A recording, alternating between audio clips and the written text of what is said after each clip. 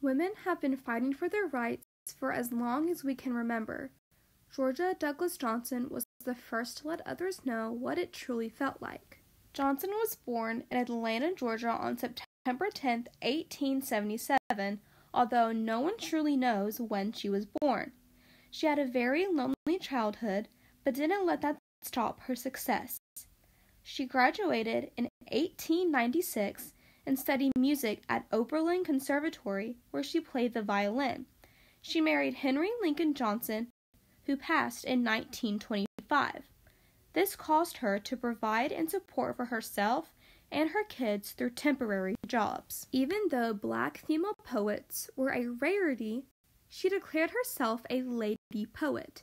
She started publishing poems as early as 1905.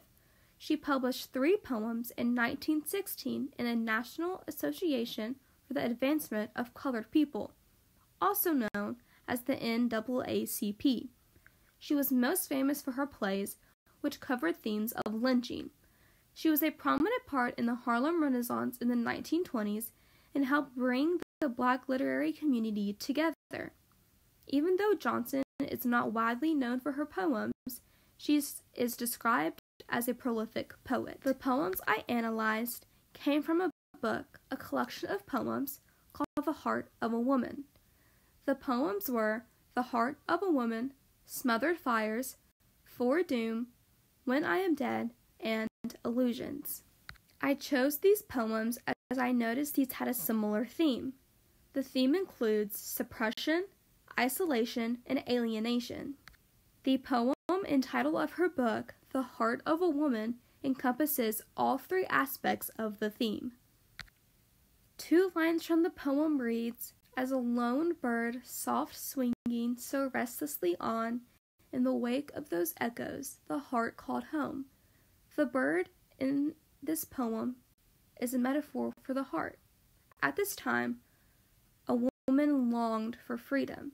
So Johnson compared the heart of a woman to a bird because of their careless nature. The last stanza reads, "And enters some alien cage in its plight, and tries to forget it has dreamed of the stars while it breaks, breaks, breaks on the sheltering bars."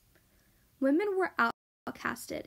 They had many dreams of freedom that got suppressed because the men needed them for their domestic duties. During this time, women wanted freedom and to be truly seen as equal, but men only saw them for their use in the domestic home.